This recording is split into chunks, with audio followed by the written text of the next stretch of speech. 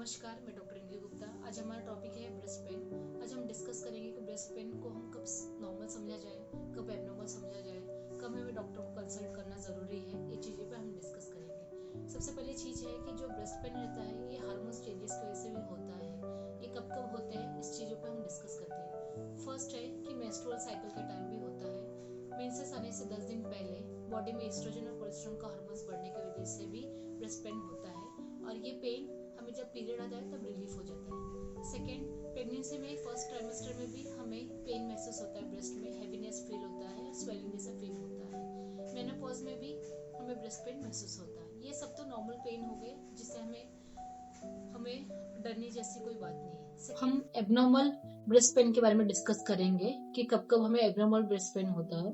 First, ये जो pen रहता है ये हमेशा नहीं होता है, कभी रुकता है, और कभी काल हमें इसके वजह से नींद नहीं आती इस पेन की वजह से। सबसे पहले ये जो पेन है, ब्रेस्ट फीडिंग में पेन होता है, जिससे हमें रेडनेस हो जाता है छाती में, उसके साथ में पेन फील होता है, स्वेलिंग फील होता है, कभी कभी लेडीज को फीवर भी फील होता है। ये जो ब्रेस्ट फीडिंग का जो पेन है, ये कभी कभी हमारा मिल्क सिक्रेशन एक्सेसिव होने की वजह से, और ये मिल्क बाहर न होने की वजह से, ब्रेस्ट में ज्यादा मिल्क रहने की वजह से भी हमें पेन महसूस होता है। कभी कभी बच्चा अच्छे से लैच नहीं कर पाता, इसकी वजह से भी हमें ये पेन फील होता है। या कभी भी रॉन्ग लैच करने से, निपल में क्रैक वगैरह होने से, ज्यादा ओवर स्ट्रेच होने की वजह से भी ये पेन फील होता है। सेकेंड है कि अगर कुछ हमें वहां पे इंजरी होती है, कुछ वहां पे लगता है, या कभी पोस्ट हमें कभी सर्जरी हुई है, तो ये कंडीशन में भी हमें पेन होता है। थर्ड है, हमें अगर कुछ सिस्ट है, कुछ लंप है उसके अंदर, ब्रेस्ट के अंदर, तभी भी हमें पेन फील होता है। अगर हमें डाइट में ज्यादा कैफीन है, सॉल्ट इंटेक ज्यादा है, तो फ्लूइड रिटेंशन की वजह से भी हमें ब्रेस्ट पेन में पेन होता है। उसके साथ में हमें अगर कोई मेडिसिन ले रहे हैं, जैसे कोई हार्मोनल पिल्स वगैरह ले रहे हैं, तो उससे भी हमें ब्रेस्ट में पेन या हैवीनेस फील होता है, स्वेलिंग भी कभी कभी लेडीज को महसूस होती है। उसके साथ में अगर कोई एंटी डिप्रेसेंट मेडिसिन ले रहा है, या डायबिटिक्स ले रहा है, या कोई हार्ट की मेडिसिन चालू है, तो उसमें भी ब्रेस्ट पेन हमें फील होता है। कभी कभी ये जो पेन रहता है, रिफर्ड पेन भी रहता है, कहीं और इंजरी हुई है, जैसे चेस्ट में कहीं वॉल्स में इंजरी, कहीं मसल में इंजरी हुई है, कहीं रिब्स में फ्रैक्चर वगैरह हुआ है, अदर कुछ चीजें हुई, तो इसमें भी हमें ब्रेस्ट में पेन फील होता है। इसके साथ में अगर हम ज्यादा स्ट्रेस में है, एंजाइटी में है, चिड़चिड़ कर रहे हैं, तभी भी हमें ब्रेस्ट में पेन होता है।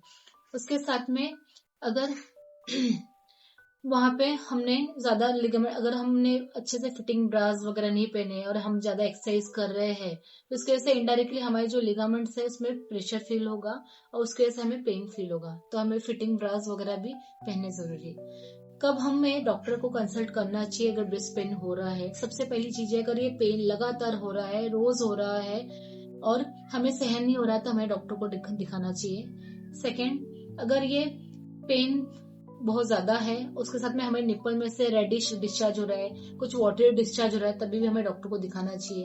अगर हम नॉर्मल कोई एक सिंगल पेन किलर खाने के बाद भी अगर ये पेन रिलीव नहीं हो रहा है, तब हमें डॉक्टर को दिखाना चाहिए। उसके साथ में अगर ये हमारी डेली लाइफ में हमें नींद को तकलीफ दे रही है, हमें सोना मुश्किल हो रहा है इस दर्द की वजह से, तभी हमें डॉक्टर को दिखाना चाहिए। अगर लंप जैसा फील हो, अगर हम पाम से चेक करते अपने ब्रेस्ट को कि हमें कहीं पे लंप जैसा, कहीं गांठें महसूस हो रही, तभी भी हमें डॉक्टर को दिखाना चाहिए।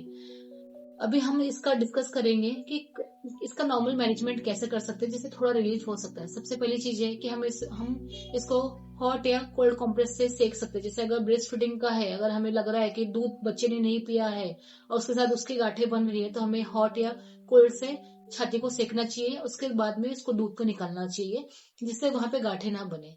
सेकेंड है, हमारे स्ट्रेस का मैनेजमेंट करना चाहिए, हमें मेडिटेशन करना चाहिए, जिससे हमें जो जो हमें स्ट्रेस फील हो रहा है, हमें एंजाइटी फील हो रहा है, जिसकी वजह से पेन फील हो रहा है, वो रिलैक्स हो। उसके बाद